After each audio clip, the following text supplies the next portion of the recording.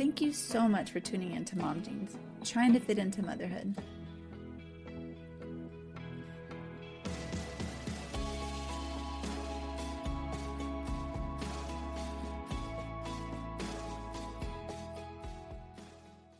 Welcome to Mom Jeans, the podcast. We are back this week. I am Lisa. I'm a mom of 2 girls. I'm not under 2. They're not under 2. Okay. Whew. Doing great. Nailing it. Shoot. Okay. Go ahead, Danielle. What are you? Oh, me. I'm Danielle, and I'm a boy mom. I'm pregnant and I'm homeless. No, I'm just kidding. I'm not really homeless, but I'm living at my parents' house, as you can see. I'm still technically a military spouse until August, but we're on the road to civilian life, so that's fun. Nice. But, congratulations to Ryan. Awesome. 20 years of service, right? Yeah. Yes. Yay. Yeah. And he's retired. Great. Yeah, Such that's a big awesome. deal. So cool. I'm just glad it's all over. It was so stressful, but so fun, but like moving and everything. Kind of moving. We're like in between, but yeah. Nice. Well, cool. So today on the podcast, we have our good friends, Kristen, and you'll probably recognize Mickella's voice if you were listening to the podcast back in our early days. We have hit over a year of recording. I don't know if we ever mentioned that. So that was pretty cool and pretty exciting. I know. So that's over amazing. A year of recording. That went by so fast. Yeah, it did go by fast. Yeah. So anyways, we have Kristen and Mickella on today because we are going to talk to them about the decision to not have kids. But before we get into that, we're going to get a quick update on Danielle's pregnancy, how it's going. And rumor has it, she knows the sex of her next baby, the second baby. And I can't wait to find out because I have a guess. Who am I going to be an auntie to? Ooh. Well, first off, I think I'm almost 12 weeks. I think tomorrow I'll be 12 weeks pregnant. Still feeling pretty good, getting just the migraines. And I did cry really hard last week, but it was moving and it was just emotional. But other than that, I've been feeling pretty good. But yes, we did find out what we're having. And I didn't want to do like a whole reveal or anything. I got an email actually. It was like that I could check what is it? The test that they did. It wasn't just for the sex, but it was also for if it's high risk, low genetics risk kind of thing. Yeah, there we go. Thank you. And so Ryan, I told Ryan, I was like, hey, do you want to know? And so we were just laying in bed, and like he was like, yeah, let's do it. So it was just the 2 of us, which was kind of great. So it was just us. And then literally you had to click the button. I was like, are you sure you want to know? And I was like, I don't know. Yeah. After it's like, click it. And then it asked you a second time. I'm like, I don't know. Like, should we wait? I'm like, nah. But anyways, before I tell you, what do y'all think it is? Oh gosh, I think it's a boy. To us. I kind of think it's a boy too. One of each. Yeah, just one. Thank goodness. Yeah. Any reasons why you think it's a boy, or just is it because I said I think I'm having a boy? I feel like so far your pregnancy seems like it's very similar to your pregnancy with Weston. Yeah. Well, you're right. I'm having a boy. Yay! So, Weston's got a little brother. Yay! Yeah. That's funny. A lot of people guess girl, but yeah. Yeah. And then Ryan was like, dang it. I'm like, what? And he was like, well, now you're going to want to try for a girl. And I was like, I never said that. It sounds like you're going to want to try to have a girl. And he was like, I don't know. We'll have to see. I was like, but that's how you end up with 3 boys. So. Yeah. Yep. Yeah. Or 4 boys. Yeah. Our neighbors ended up with not wanting to be, they wanted to be done after their second, but decided not to do anything about it. So if it happened, it happened, and then got pregnant with twins. And they were like, yeah, not great. Not great. Don't run that risk, Danielle. Yeah, it's crazy. Well, we talked about it. We're thinking about like whatever happens. Because I'm saying like after this, I won't, what I'm feeling right now, I don't want to do the medicated like cycle or anything. Yeah. But I was like, if it gets to a certain point that it's been too long, then we'll go the like snipping route. but we'll see when we get to that bridge. Nice. Well, that's exciting. Yeah, I'm excited. Yay. I was actually happy with a boy.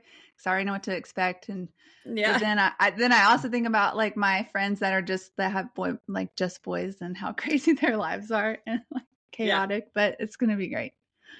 That's exciting. Well, you're going to have to keep us updated because I think you still have to find a doctor out there, right? Or did you find one?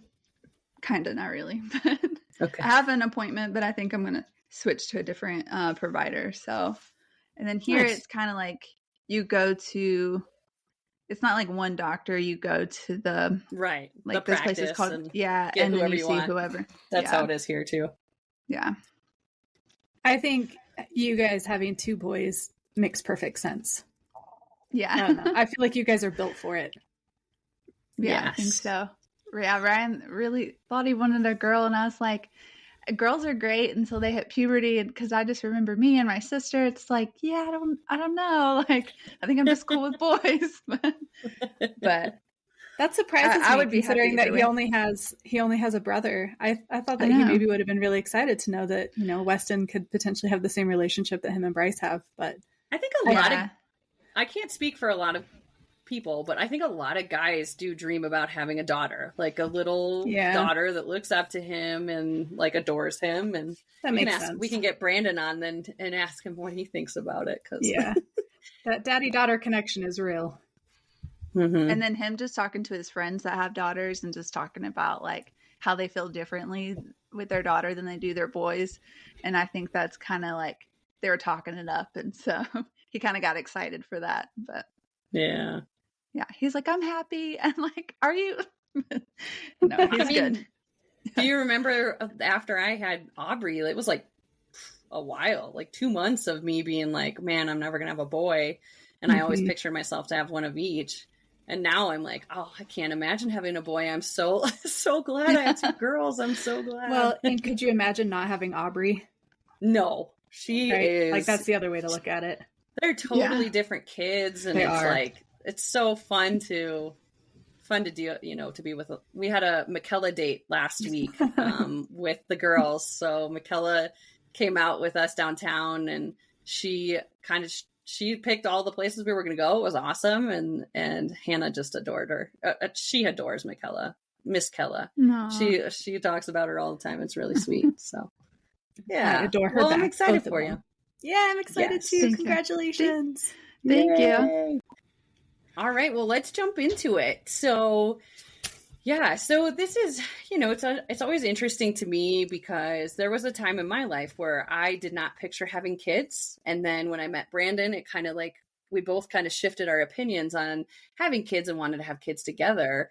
And when I wasn't thinking I was going to have kids, I kind of toyed with the idea of like, okay, if I hit 35 and I don't have kids, maybe I'll have kids by myself, which now thinking about it is like wild to think that people do this by themselves. I can't imagine, but it's weird. It's weird to have gone back and forth of like, oh, I won't have kids, but I'll be able to do everything I want to ever do in the world and nobody's going to hold me back. And then also like thinking about, people talking to you about kids and, oh, you don't know that love until you have it. And I find it so interesting when people clearly have that decision of, I don't want to have kids. And I think it's such it's so awesome to have clarity in anything in life because I'm a wishy-washy person sometimes. So I'm fascinated by the decision and I want to hear what all went into the factors of you guys deciding, how long it took you to decide. Did you always think you weren't going to have kids or have kids, one way or the other? And I guess that's making big assumptions that you guys could have kids, because that could also be a factor of why you chose not to have kids. Because I guess you could go down the road of adoption or IVF or what have you. But that was a lot of questions packed into one. So let's start with one question. Kristen, did you always know you weren't going to have kids or didn't think you would have kids? I did think I would have kids in my early 20s or even mid and late 20s. I think I just assumed that I would because I looked up to my mom, I looked up to my grandmother, and so by definition, of course, they had kids. And so it was kind of what I expected to have as the next phase of life. And it was only through talking about that a ton with my then husband. I'm now divorced from him and have a new wonderful partner, but talking about kids with him and really thinking through it. And I would talk about why I wanted kids, and I would say something like, "Oh, I want someone to take care of me when I'm older," and he was like, "That's a terrible reason." Too, he was absolutely correct. And I just kind of thought through it all, and started to look at other people in my life besides my mom and my grandmother who, I looked up as different role models and just never really thought through what their life was like. And I realized that there's plenty of ways to be in this world. There's plenty of ways to be happy, to exist, to make your impact in, the planet, the world, whatever it is you want to make an impact in. And eventually came to the conclusion that I didn't really want them. So yeah, that was kind of my story. It wasn't one specific thing that caused me to change my mind. It was just a lot of different things. I'm sorry. So, and this can be probably too personal of a question, so you can absolutely deny answering this, and I'll cut it. But do you feel if you met your now partner back when you were younger that decision might have been different? Funny story, my now partner also didn't want kids. And he had a vasectomy. He decided more for environmental reasons that he didn't want kids. And so that decision was made before me too. So probably I would have made the same decision, just with a different partner. Sure. The discussion might have been different, but yeah. I mean, not to say that there's not a scenario out there where life would have turned out differently, but I'm very happy with my decision, and Good. It's not something that I regret at all. It's not something that I really think about, honestly, on a day-to-day basis.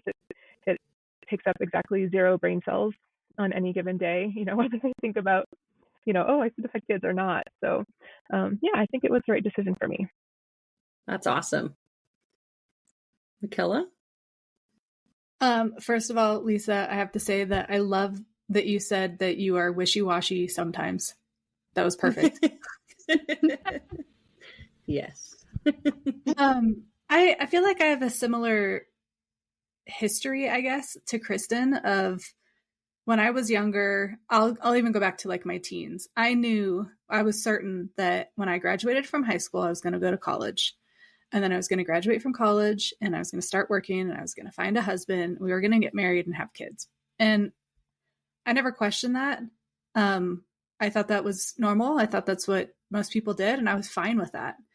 And so, in my teens and then into my 20s, as I started dating and started thinking about like, what do I want out of a partner? And is this somebody that I can see a future with? Of course, kids was always just an expectation that, is this boyfriend somebody that I want to have kids with? Because that was always that was what was going to happen.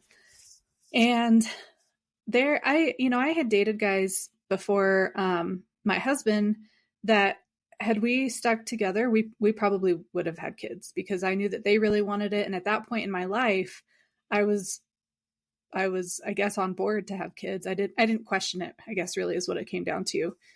But flash forward a few years and I meet my now husband, and I'm trying to remember if he had strong opinions about it when we first started dating. And I don't think he did.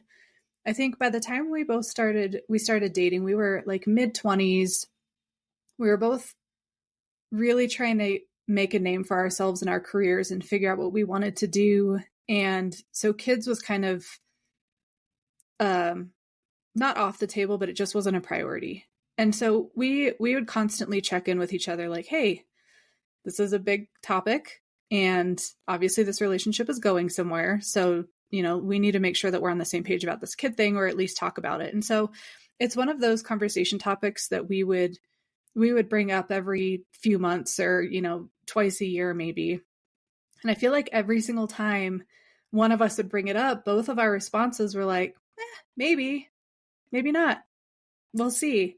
And I think we're both very okay with that. But I got to a point where I decided I personally don't want to have kids past a certain age.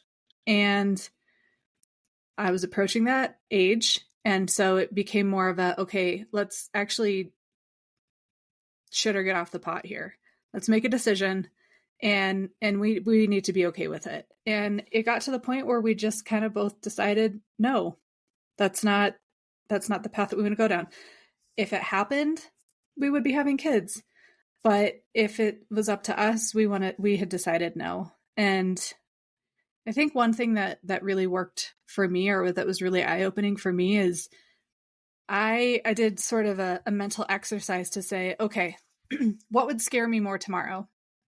To find out that I was pregnant, or to find out that I had no chance of having kids? I could never have my own kids. And that was a very easy question for me to answer. I immediately thought, if I found out tomorrow that I couldn't have kids, I'm sure part of me would be kind of bummed, but the other part of me would be like, okay, my decision's made. But if I found out tomorrow that I was pregnant, I think I would have a full-on panic attack. So that was a pretty eye-opening moment for me. And in talking with my husband, he kind of felt like, I think we're good. I think we'd be fine to not have kids. So that's kind of how our journey brought us to where we are today. So I have 2 points to make really quickly. One being, I think the hardest part for me when you guys would tell me like, oh, we're not going to have kids. But if we have a kid, we already have the name picked out. And I'm like, how does that work? Like, how do we get there? Can you share the name with us? Oh gosh. Oh yeah. So this is silly. And just for the record, we also have like 10 dog names picked out already. And we've got 4 cat names picked out already. We'll never have a cat either. Never? Do you don't want my cat Loki? No. Side tangent. Bryce has decided for both of us that if we get a cat, he gets a motorcycle. Oh. That's not something I've ever agreed to, and I don't see how that's remotely fair. But that is the decision that he has made for our family. He really dislikes cats. He says he really dislikes cats, but that's another story for another day. I don't know. Danielle, how did he do with Loki? He did okay. Yeah. Loki's kind of cuddly now. Yeah. He used to not be. But he still he says he hates cats. He does say he hates cats. And then we go over to my mom's house and the first thing he does is pick up the cat. So anyway, the name that we had that we would have probably chosen for a boy or a girl is Remy for her first name.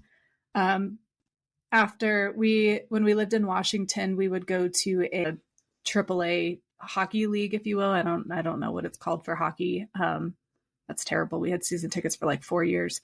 Anyway, our favorite player, his name was Remy. And so that's where that name came from. So that name came during the time that it was still a maybe for us to have kids. And so we just really liked the name Remy.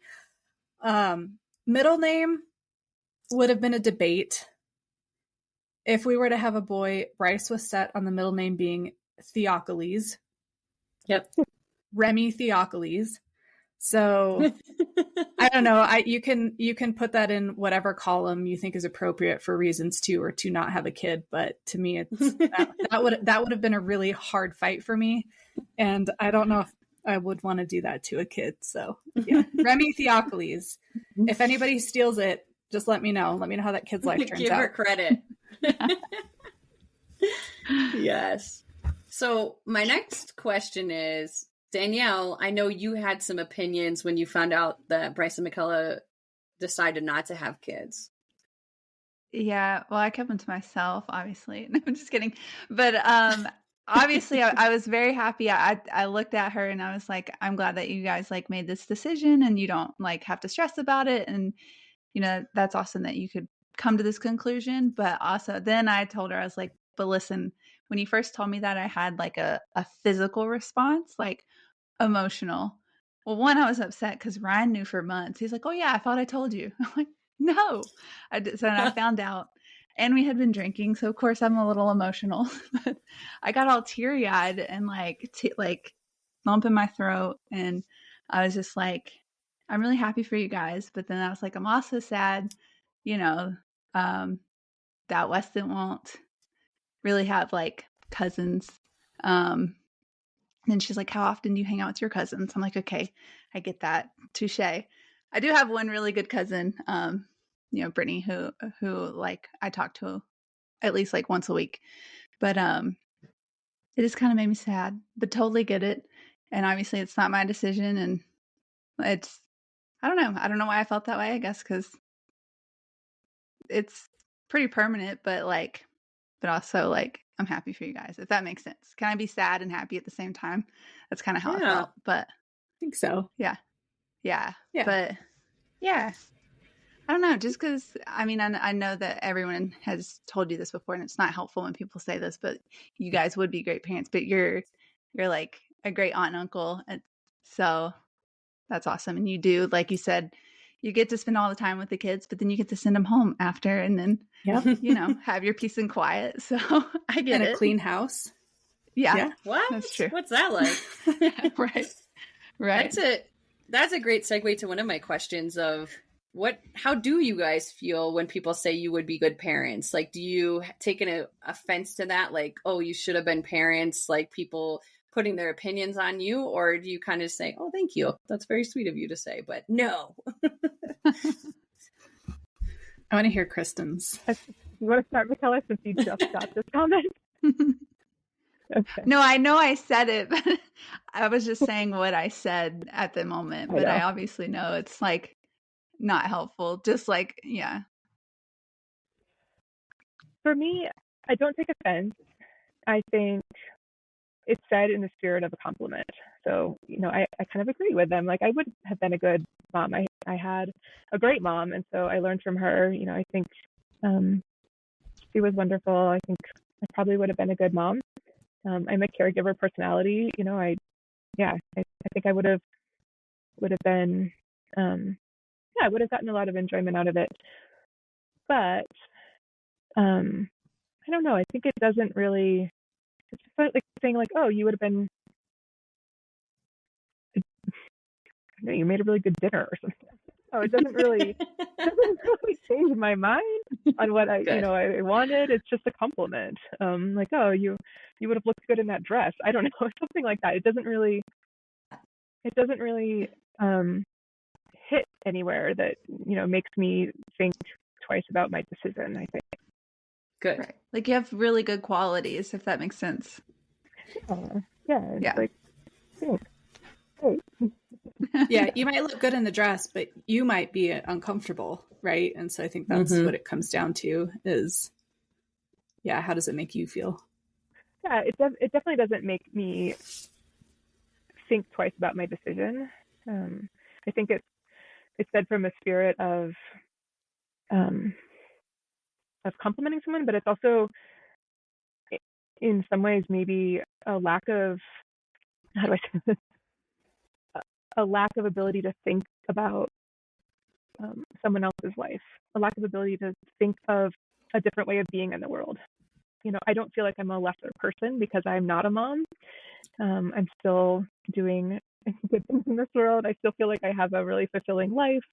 I have more time to foster dogs. I have more time to, I don't know, do other things for myself or for the world or for my friends. So, I choose to think that it's a compliment. And I guess I'll just leave it there. I think that's a great answer. I also lean toward the compliment side. I mean, that's my initial reaction when somebody says that is, thank you. That is a big compliment, because I think we all know that there are plenty of moms and dads out there that are not good role models. They're not good teachers. They're not good parents. And so for somebody to say, like, you have those qualities that you could raise a proper human being, because I think at the end of the day, that's what people are trying to say, right? I definitely think that that's a compliment.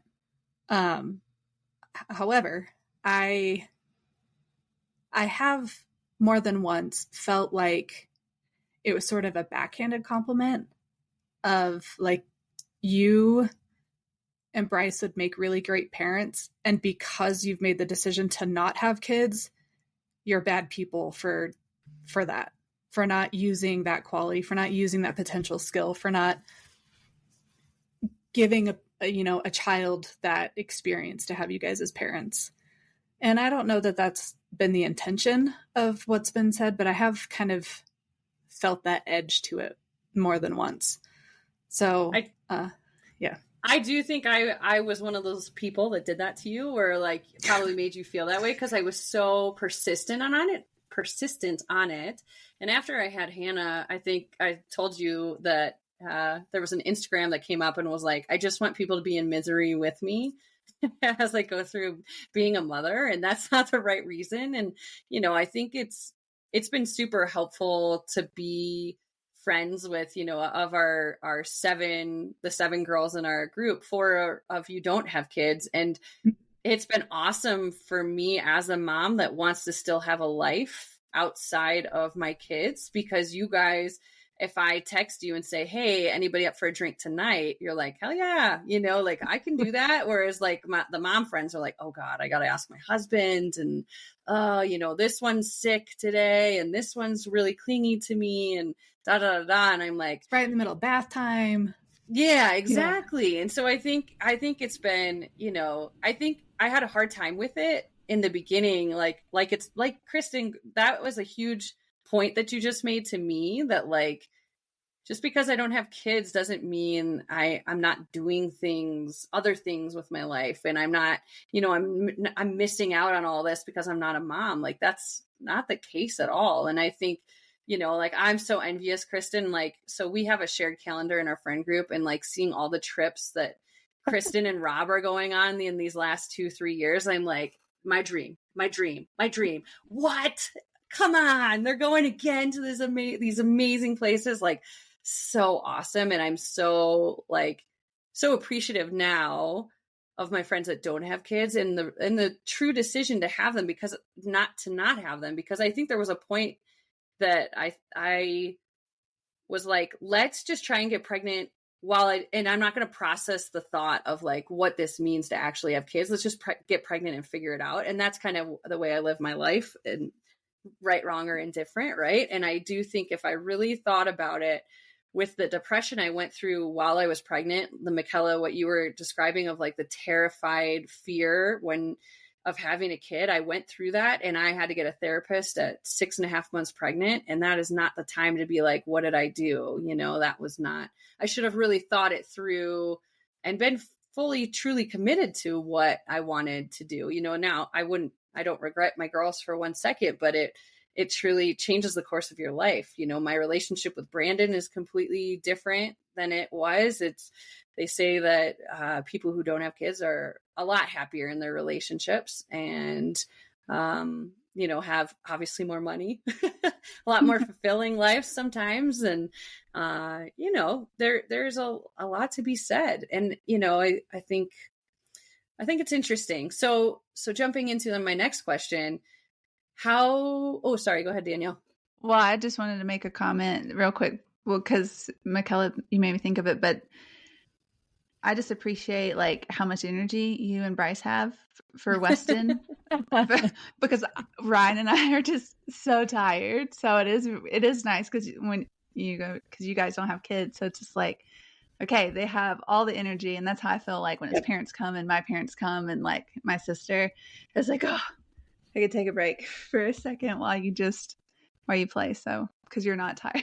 I mean, I'm sure you're tired, but you're not like, we're not burnt out on the kid, the kid management. Right. You're not burnt out. Yeah.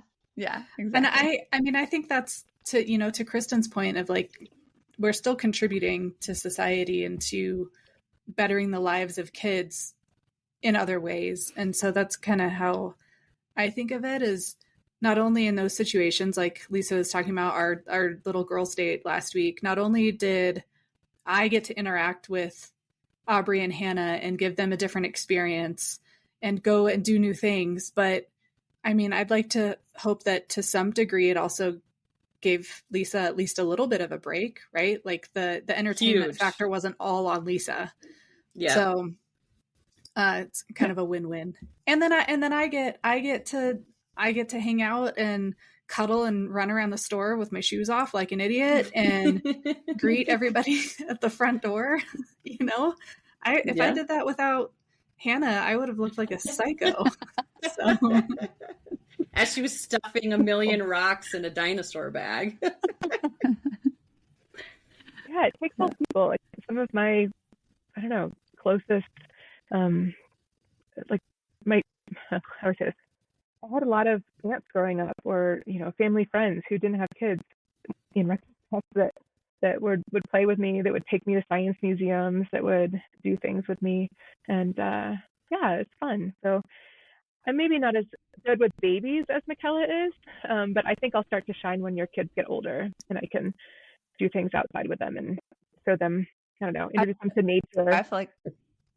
I feel like I'm not good with babies. My babies are fine, but other people's babies, they're like, you want to hold them? I'm like, no, I'm good. It's weird. I don't have interest in other people's kids either. Like, I don't care what age they're. Like, I just don't like. Danielle, to be fair, your kid is the cutest kid on the planet. But like, I feel bad because I think other parents that we hang out with are like, oh, let me hold Aubrey. And I'm like, okay, if you want. Like, you don't have to do that just because you like think I'm going to feel bad if you don't, because I don't want to hold your kid. So that's me. I don't know why. I know. I get it. They're like, you want to hold him? I'm like, no, I'm good. I mean, I kind of feel like I'm the same way. And, if I'm in a room with a kid, I'm not immediately like, oh my gosh, I need to interact with that kid. I need to hold that baby. My sister has total baby fever. She does. And if there's a baby, she immediately is like, I need to hold. And I'm like, okay, I'll go get another drink. But if there's a dog in the room, especially if it's a puppy, I mean, yeah, game over. No baby fever here. But I think I even struggle with like the really younger kids. And I don't know if any of you guys noticed that when your kids were younger, but like Hannah's age she's at the age where she's interactive and she's asking questions and she's speaking in full sentences, which still blows my mind. She's speaking in full sentences that make sense. Yeah. And so I feel like it's more fun to be at that age where you're seeing them learn and they're being curious and they're still goofy and fun. So that's really the age that I start to feel like I can contribute more, or at least, I don't know, feel like I have a little bit more of a relationship with kids. So this past weekend, Kristen and Mickella, I think you guys will both appreciate this, and this is something I want to invite you guys to in the future. I wanted to go take Hank for a walk, and I was like, I'm going to go take Hank for a walk, and Hannah's like, I'm coming with you. And I was like, no, you hurt your leg at the trampoline park earlier. Like, I don't want to carry you the whole way. I want to go 2.5, 3 miles. And she's like, I'm coming with you. And I was like, okay, fine. I'll take you with me. And sure enough, like 5 seconds into the walk, she's like, you carry me. I'm like, I'm not carrying you. She's like, my leg hurts. I'm like, oh my gosh. So then I was like, all right, you know what? Like at that point, it was like 1:00, and it's always like, by the time you get to afternoon, you're like, what time's bedtime? Just get me to bedtime. This has been a rough day. It already feels like it's midnight. So I was like, you know what? I'm going to just let her do whatever she wants. So we like came upon like a bike ramp or something. And she's like, wanted to explore it. So she got a stick and she started pushing the dirt around. And like, she's like, finding things in there. She's asking me all these questions about these rocks she's finding. And I'm like, not a care in the world. I'm just going to sit and let her take as much time as she wants in the woods, because I'm in the woods and that's my happy place. And if that makes her happy, maybe she'll want to keep going and she'll want to be my hiking buddy one day. Right. But I was like, I feel like as long as you guys are patient, because she moves at her own pace, but Kristen, she loves bugs. Kristen sent us an amazing video this morning. Was that this morning? Of people introducing snakes to babies, and the parents being like, "Oh my God, what do they do?" But if you don't show the fear to the kids, like I'm trying really hard not to show. I'm not afraid of spiders. I'm not afraid of things, but like Hannah wants to like touch everything, and she's seen snakes in the wild and she's seen tarantulas in the wild, and she went to go pet a snake one time. And I was like, okay, I don't know anything about snakes up here because we don't see snakes as much, obviously, as down in the valley. And I was like, and some like 4 or 5-year-old kid goes, he has a black head. It means he's poisonous. And I was like, oh shoot, like we got to get away from it. And Hannah's like, I'm going to go pet it. I'm going to go pet it. I was like, Han, how do you feel when people pick you up or touch you when you don't like it? She's like, not good. And I was like, so let's not do that to the snake. But I didn't want to show her like, oh my gosh, I'm scared. Like and I think that's such a fun that's a great thing way to handle it. It's such a fun thing that Kristen, so Kristen's passed. She is, well, I don't know describe it. I was going to say a bug master. I'm an ecologist, or used to be an ecologist, but I studied bugs, frogs, monkeys, all different types of birds, but insects mostly. And I used to, so I was a scientist, but long story short, I used to run these insect outreach programs in a couple different places I lived for elementary school students, sometimes in the schools and sometimes at like a science museum. And it was cool. Fascinating to watch the fear of bugs, insects, scientifically, bugs, transferred from, no, it's okay. I was laughing at myself. Get transferred from the parent to the kid. You could see it in real time, that fear get transferred, because I would be holding, let's say, a hissing cockroach or something, and the kids would be like, they would come running up to me. They would be like no fear. They would turn, they would look back at their parent, or in some cases their teacher. The teacher would have this like horrified look on their face, and the kid's expression changed immediately. As soon as they saw that the parent had fear, that fear was then in the kid. And then that doesn't go away. So, it's like that was a learned moment right there that could have been prevented had the parent or the teacher, whatever, expressed curiosity. It's like, clearly this cockroach is fine. Like, I'm holding it, it's not biting me. I wouldn't be giving it to your, third grader if, this thing was toxic or poisonous or whatever. That's so cool.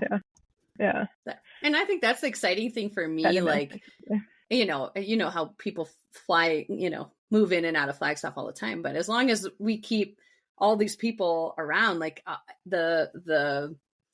it really does take a village to raise a kid. And I am so thankful for the people that we have around, because I can't wait to bring the girls with Kristen, where Kristen can give them that knowledge that I never in a million years could do.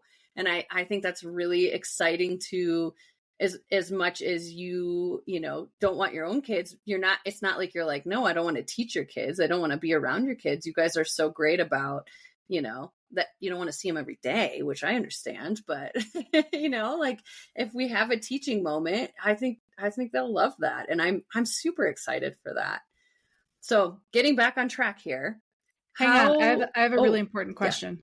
Yeah. Okay. Kristen, do you have any cockroaches currently? I do. I have 4. There you go. Yeah. Set up a play date. Set up a cockroach play date. Oh, Hannah would love I'll be the person with the reaction. Let me just get that out of the way. I live in a cave, not in a store. Weston would too. He loves bugs. Yeah. I love spiders.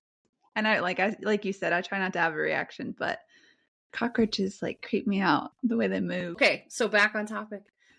Did your parents, your partner's parents, your siblings, anybody have any reactions? We heard Danielle's reaction, but to you choosing not to have kids, or did they help you in your decision, hurt you in your decision one way or the other? I can go first. I feel very lucky on this front that my parents were adamant that it was my decision. They never put any pressure on me to have kids or to not have kids either way. Even though, like I said, my mom was an amazing mom. She was a kindergarten teacher as well. She was an amazing mom. She would have been an amazing grandmother. And even despite that, even though I know she loves kids, she still always said, this is your decision. You're going to be the one who raises them. This is not my decision about your life. And I'm so thankful that she was like that I never felt any angst over, I need to do this for my mom or something like that. For me, that wasn't a factor in my decision. And actually, when I was knew I was going to come on and talk to you guys, I asked her recently how she felt now, looking back on it. Now the decision is made. Is there any part of her that wishes she was a grandmother at this point? And she said no. She said she's happy with her life. She has, found her other way of being in the world as well without being a grandmother. And my mom has this ability to be content at her core. That's awesome. She's just amazingly happy and content, and can also find her own way of being in the world without needing it to be, my offspring to make or break her life. So I appreciate that about her. And it was interesting. She said that when she hangs out with her friends who are potentially grandparents at this point, she said that she's surprised how much stress they have about it. So that wasn't something I had thought about, that, the stress doesn't end when you're being a parent. Apparently the stress continues when you're a grandparent, because now they're talking about, my daughter isn't raising, the kids the way I would want to raise them, or, they don't live close enough and I don't get to see them very often, or in some cases, the parents haven't been able to take care of the kids, and so the grandparents are now raising the kids. And so, I think her friends, when she hangs out with her friends who are in their, 60, 70, 80s, are actually pretty angsty about the grandkids. So I think that was my story in terms of, it wasn't part of my decision, and then I think my mom is still okay with it. Good. That's good. She sounds amazing. Sorry, did you hear the loud noise? That scared me. Anyways, but my basement's creepy. But your mom sounds awesome and amazing, and that's awesome, because on my side of the family that didn't happen. Like, when you're having a baby, you're not getting any younger, things like that. So I think that is no pressure is amazing. Yeah. Do you know? I do feel really lucky. Do you know how Rob's parents felt about his decision to have a vasectomy and not have kids? They supported him. I think his mom is a little bit more vocally sad about the fact that he decided to not have kids. But it's also been, I think she's also been supportive. That decision was made a little bit before me, but right. I think there have been a couple more comments on his front that, could have been nice to have a grandkid. Yeah. I will say from the in-law standpoint, and just as a reminder for everybody, Danielle is my sister-in-law. Yes. Our husbands are brothers. So yes. I was almost at our brothers or husbands. I almost right. I don't even know what I almost said, but it was going to be really wrong. I think I got it right. Yeah, you got it right. My husband is anyway. We have the same in-laws, and they really are. They're truly incredible. And I actually don't know that they ever came out and asked us when we were going to have kids, or if we were going to have kids. I think they always just kind of were like, Bryce and Mickella are going to do what Bryce and Mickella want. We're going to support them however they need to be supported. And that's pretty much going to be it. So, I think if we were to ask them, really, truly, how do you guys feel about it? I have no doubt that they'd say, well, it's kind of a bummer. We think you guys would have made great parents, but we totally get it. So, zero pressure from that side of things. I think my dad's kind of the same way of, he's never said, my dad's not a very emotional or touchy-feely guy. So when I told him, Bryce got a vasectomy and we've decided not to have kids, he was just kind of like, oh, well, that's too bad. And I think that was probably about the end of that. I actually think he turned it into a political conversation somehow about, I know, shocking, about my generation not having enough kids and that it's going to destroy the planet somehow. Anyway, my mom, on the other hand, who I am very close with, has strong opinions, and she, like you, Danielle, she had a very visceral, a very physical reaction to it. And we had told her leading up to Bryce having a vasectomy that we had made that decision. We decided we didn't have kids. Bryce is probably going to get a vasectomy, blah, blah, blah.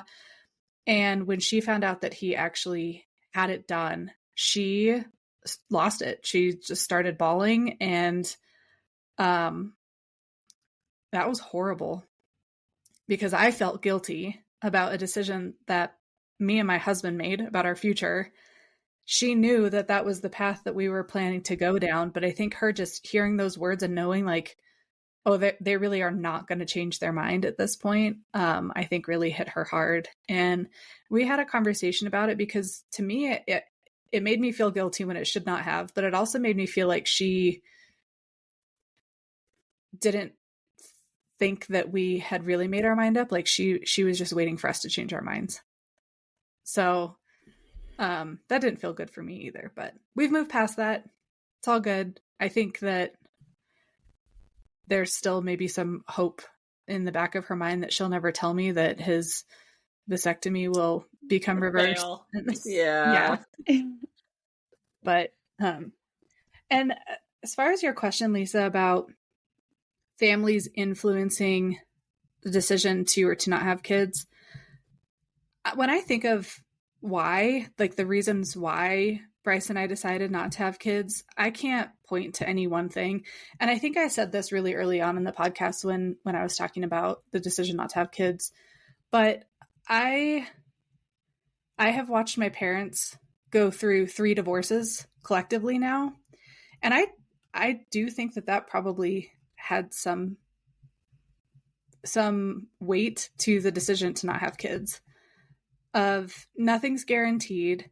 I don't want to put kids through that. I don't want to have to deal with that. You know, if Bryce and I were to decide to not be together anymore, I wouldn't want to have kids in the mix of that. So, not that I'm planning on that, but going through it as much as I have. I mean, it's a reality for me. It's not like a what if that could happen to some people. So I do think that probably played into it a little bit. I don't think that that's the decision. Or I always wondered the sole reason.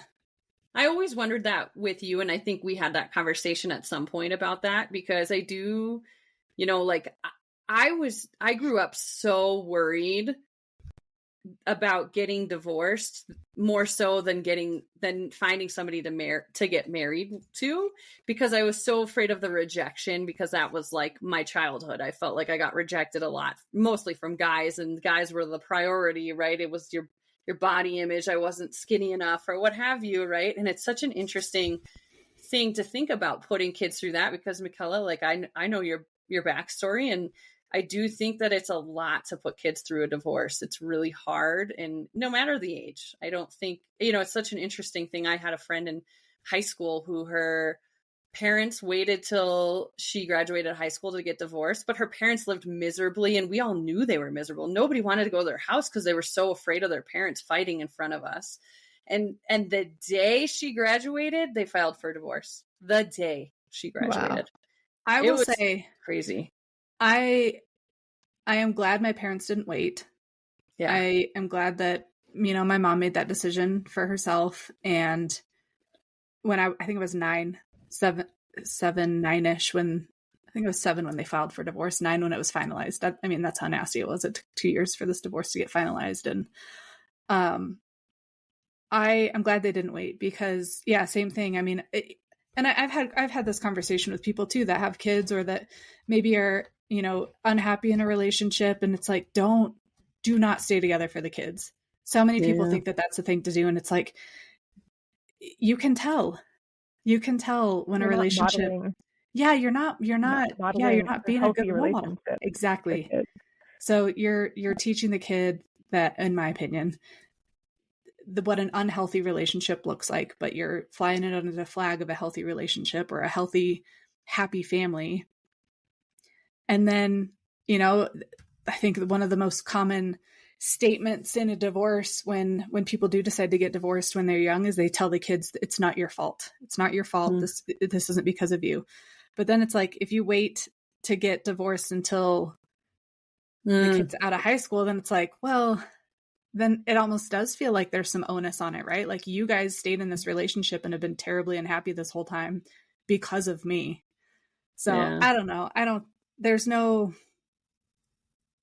pretty way to have a divorce. Although I have seen some people that have done it very gracefully and that have done it with the best intentions of kids and have actually been civil with each other. That was not my experience.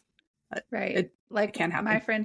My friend who lives in Phoenix, I'm not going to say her name, but it'd be cool if she wanted to come on the podcast, because she did get divorced. But she's like they co-parent so well.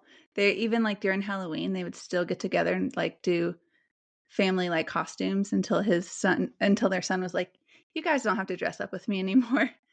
But like they just do it so well. They'll like FaceTime each other and talk about what their son did, and then they have a dog too that they had when they were married, and it just goes with her son back That's and forth. awesome. Yeah, so I was like, you need to write a book on how to co-parent, how to, like, before the divorce might have not been the best, but like after, they're both like so happy and just they get along so well. It's like it's amazing. I think that's the only two people I've seen that co-parent like really, really well. So I've seen a couple other people, but it is definitely a rarity. But yeah, like that would be a really good book of how to divorce gracefully and co-parent well. Right.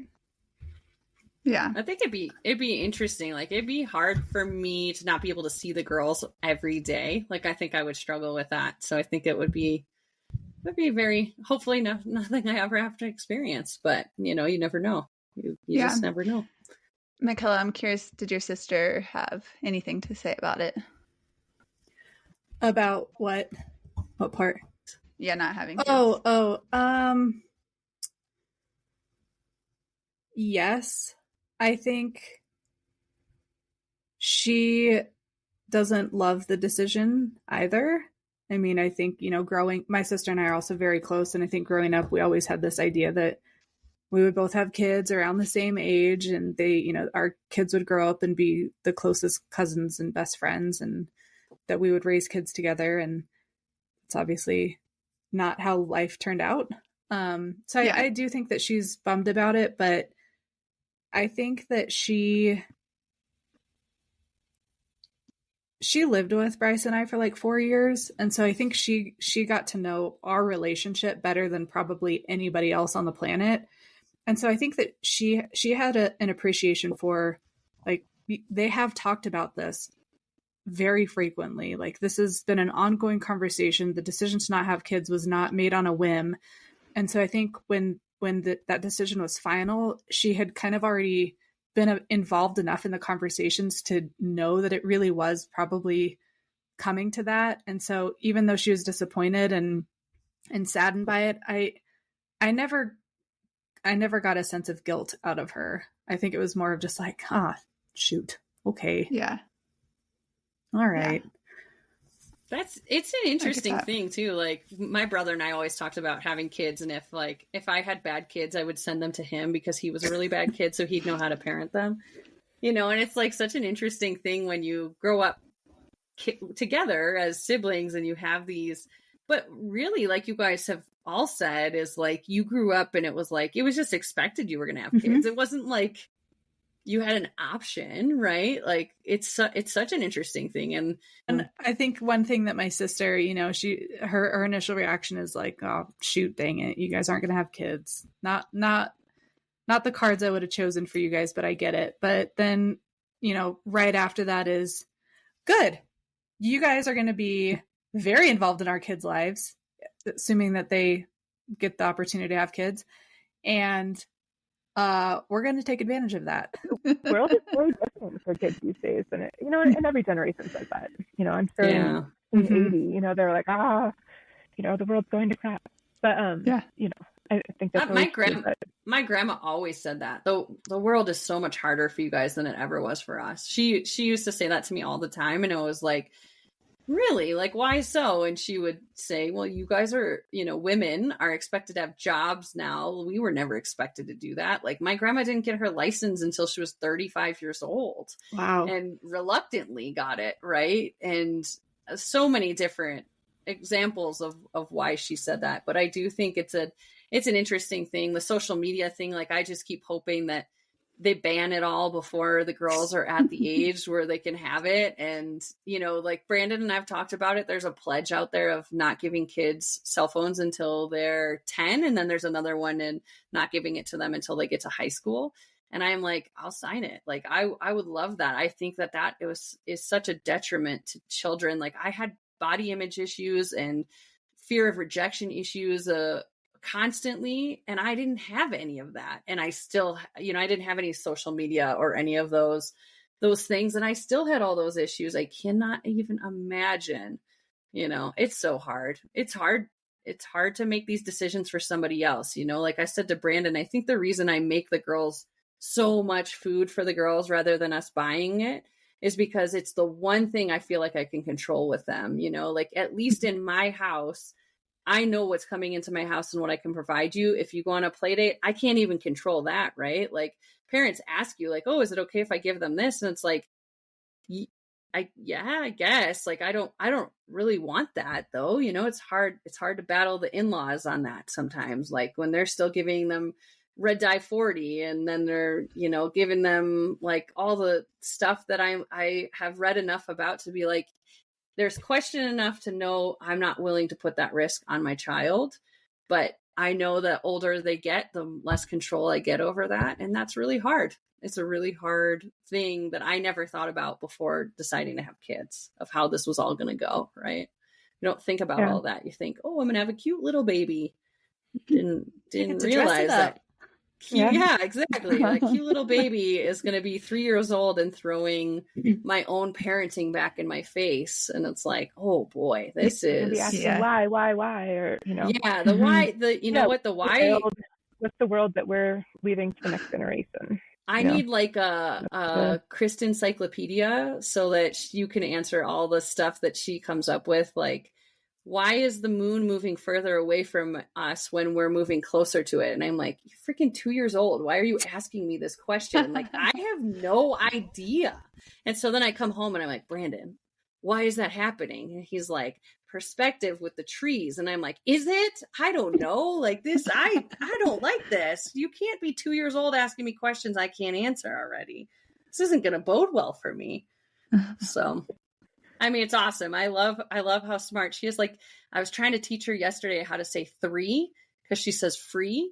And I'm like, the 3. And she's like, Mommy, I don't know how to say that. And I was like, oh, wow. Okay. All right, smarty pants. I'll stop. But anyway. Wait. I want to kind of go back to a topic that you brought up right at the beginning, Kristen, about climate being a reason for Rob. I totally get that. And I feel like if you were to ask Bryce why he made the decision to not have kids, I think that's probably the only thing that he would say also. So I'm just kind of curious about like your thoughts on that, or like what does that mean? I think it's even broader than just climate change. It's environmental issues in general. When my mom was born, looked up a statistic recently, there were 2.3 billion people on the planet, and now there are over 8 billion. So just in, you know, her lifespan, like, we've gone from 2.3 to 8 plus, I don't know where it is exactly, 8 plus billion people. I mean, this is like exponential. I mean, this is a ton of, like, literally it's exponential growth. And so, you know, the argument that we're not having enough kids these days doesn't really apply for me. Yeah, I mean, it's like he was an environmental science major, an ecologist and a biologist and a scientist. And so, you know, there's a lot to be said for, we're having an extraordinary impact on the planet. And I don't think, like, as someone who didn't have the drive to have kids, I'm not going to just have a kid just to have a kid. There's people out there who have, like, it's just like this strong desire, I think, to have a child, like the clock is ticking type of feeling. And I mean, those are people who are supposed to have them, but if you're not having that like super, super strong desire, then I think it's okay not to add another few people on the planet. We're certainly impacting climate. We're certainly impacting environment. Species are going extinct. Not to be, all gloom and doom about it, but like that is a reality. And like the amount of plastics in the ocean, pick an environmental topic, and it makes things worse because of people. Yeah. Go ahead. I think that's such an interesting thing because I don't think it was until I met Lexi when Lexi was like, "What's your personality type or whatever?" I don't remember what is that, like ENTJ, whatever that stuff is. Yeah. Enneagram. Yes, and she was like, "What are you?" And I was like, I don't know. I'll go, I took it, whatever. And she was like, my it was a different test than that one, but it's something similar. And she was like, my personality type, one of my biggest concerns is the environment. And I will go into spirals about global warming and that kind of stuff. And I'm like, oh, that's not at all what I spiral about. But like, I will say, and I, not to soapbox this at all, but like, I'm really bummed I didn't know about reusable diapers before like literally 2 months ago, because I'm like, man, I put so many diapers into that weight, into like the landfill. It's so terrible, right?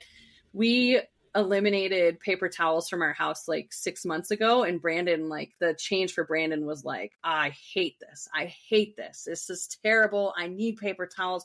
And now we go to my mom's house and he's like, Jan, where's the towel? And she's like, there's a paper towel right there. He's like, no. I don't want a paper towel. Like, can you give me a towel that we can like reuse? And we don't wash them often, the water conservation thing. I understand all that stuff, right? But we're trying to do the best we can of like, we don't use plastic bags. We don't do any of that kind of stuff. And I know we're just one family and one person, but if I were to keep every single plastic bag that I used to use for an entire year, I cannot even imagine what that would have looked like, right? And I know like that's something that I think is important to me to teach the girls as well, right? Like it's very, very something that I'm very passionate about as well. And I think living where we do makes a big difference. Like I think living in different parts of the country and being around different people, you have different priorities and different thought processes on a lot of that stuff. I certainly think it's an interesting argument when people say we need more kids to backfill and to figure out how we're going to take care of all these people in the world. And I do think that is a valid concern, although AI, I'm sure, will take over and we'll be fine. And by that point, we'll be having a pill every day as our food instead of actually consuming who needs food. people when we have robots? Really? Yeah. So we'll be in the Matrix. There's a footprint calculator out there. Really? Oof. And where you can plug in, I don't know, are you a vegetarian? How often do you fly? Various things, how many miles a week do you drive? And then it'll say like what your footprint is on the planet. And there's like basically nothing you can do that is equivalent to having a child. Like having a child puts you in like the top level, because you're not only having a footprint, you're consuming everything for yourself, but you have just added another being on the planet that is consuming all of that as well. So I don't know, maybe that's an argument or not. That's again, I'm not necessarily saying like don't have children. Like you want children, have children. Like it's too late. If that's important, that's a consideration, right? I remember a couple summers ago, it was really dry. We had no monsoon season, and we made the poor decision to put lawn in our backyard, living in the high desert that we do. And we were getting ready to go out of town or something. We were talking to our neighbor about watering the lawn, and we were talking about how guilty we feel about watering the lawn, 2 or 3 times a week, whatever it was. And she looks at us and she goes, you guys aren't going to have kids. Water the lawn. There's your, you're not even going to use half the amount of water that you would if you had kids. So just water your damn lawn. And it was like, well, I mean, we probably should still be mindful of how much we water. But I had never thought about it that way. But yeah, I thought that was a really interesting take on it. Yeah. Immediately. Weston takes a bath every night. So every night he takes a bath. So it's a lot of water. Yeah. Yeah, we should all be so thoughtful of whatever we're doing, our impact. But and so it's not an out. Like I'm not just going to go and burn down a rainforest. Because it's not totally like I'm immune. But at the same time, like, sometimes I hear the argument that by me not having a child, or by people not having children, they're selfish.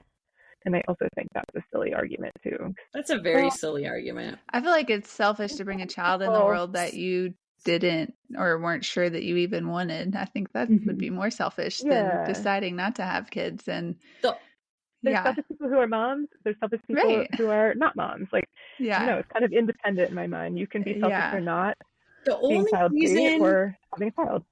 The only reason I could justify that statement was if somebody was like, listen, 1 million children need to be born into this country this year.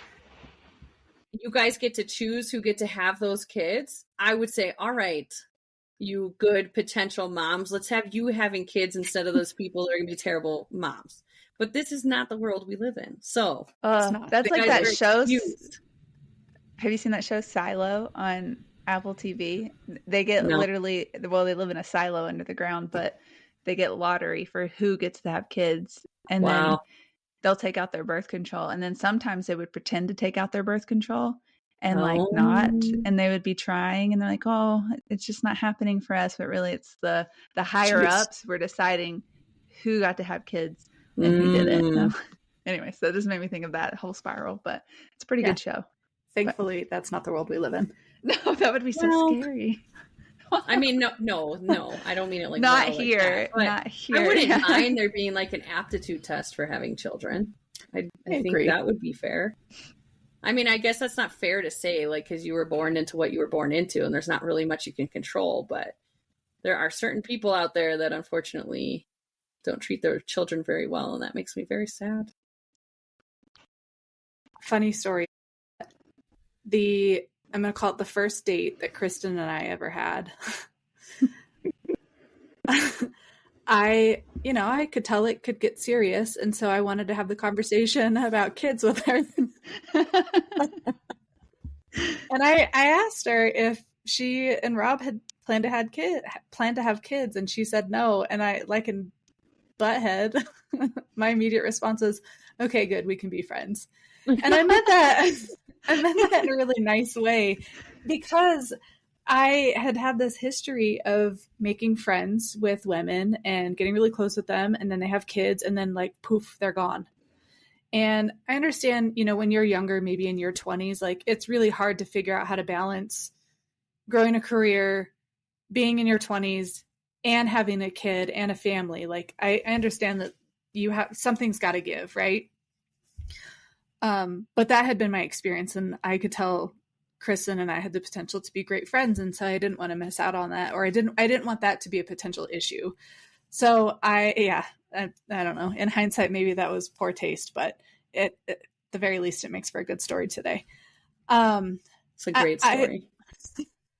I will also admit that Lisa was the first of all of our friends to get pregnant, and I, besides Kristen, am probably closest with Lisa out of all of our friends, and my sister, but she doesn't count. She's my sister. I was worried that Lisa was going to have kids, and then it was like, nope, you're not a mom. Sorry, you just don't get it. Because to your point, Danielle, like you're around moms and you're like, oh, these are my people, and I can be a mom around them. And it's like, I feel like a lot of women then get around women that are not moms, and they're like, oh, you just don't get it. Yeah, good. I was worried about that happening. No, I don't think you guys do it at all. I don't. Yeah. Okay. But I have definitely been around people that have. And so that had been my experience. I was worried about that with Lisa. And obviously that has not been an issue. And I'm very appreciative of that. But I do think that it has to go both ways, right? Like we'll have game nights where they come over, or we'll have girls' nights with no kids. And I can tell that the moms in the group are trying really hard, and Lisa, you've brought this up before, to not talk about their kids, because not all of us there have kids or want kids. And it's like, why? It's a huge part of your life. I'm going to talk about my dog. Yeah. So, it's part of your life. I care about you. I care about your kids. I care about your husband. I care about your dog. Let's talk about all of it. I care about your job. Like, don't avoid that conversation just because I made the decision to not have kids. Can I relate? Probably not to some things, but that doesn't mean that I don't want to hear about it. That doesn't mean that I don't have questions about it. Like, yeah. So I definitely think that it needs to go both ways in order for that like friendship to continue on. We definitely had a conversation early on, and I don't know if it was when I was pregnant. I think it was when I was pregnant and I was going through a really hard time, like depression wise.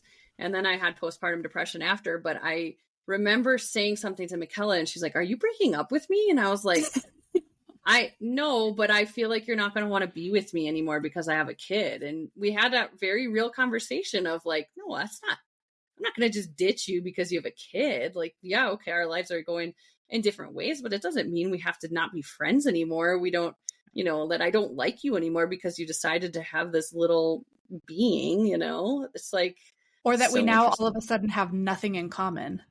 Right.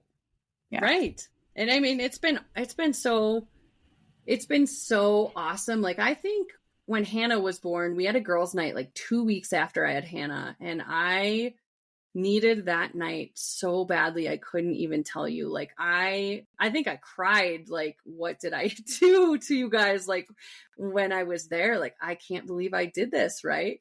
And now, like, it's really fun for me to be like, I'm going out tonight. And Hannah's like, who are you going out with? And I'll be like, oh, I'm going to go to Mickella's house and I'm going to see Kristen and, all the girls. And she's like, I want to come. And I'm like, yeah, I know, but you can't. And I'm very thankful for that, right? Like, I'm thankful I have my crew because we've talked about it before. Like, my mom did not have friends when I was growing up because she felt like that was too selfish to have a full-time job and then spend any time away from us when she had a minute away from work. And it was like, I think I would have benefited a lot to see her because she needed self-esteem that she never had, that I think women could have helped her with that we couldn't. I mean, we were kids, right? We were just leeching off of her. That's what kids do. And I think that's really challenging when you don't have a crowd that you can send text to. Like, I send random texts to you guys all the time. And you're probably like, what is she talking about? But I just need that outlet of like, all right, let's talk about it, right? Like, let's get this out here and let's make me feel better today because I'm feeling down on myself. And it's such an awesome thing to have girls, to have daughters that I can say, you know what? I have great friends that are here for me and will build me up when I need them. And I'm hopeful that when my girls decide that they can't talk to me, that they can run to one of you guys and say, you know what?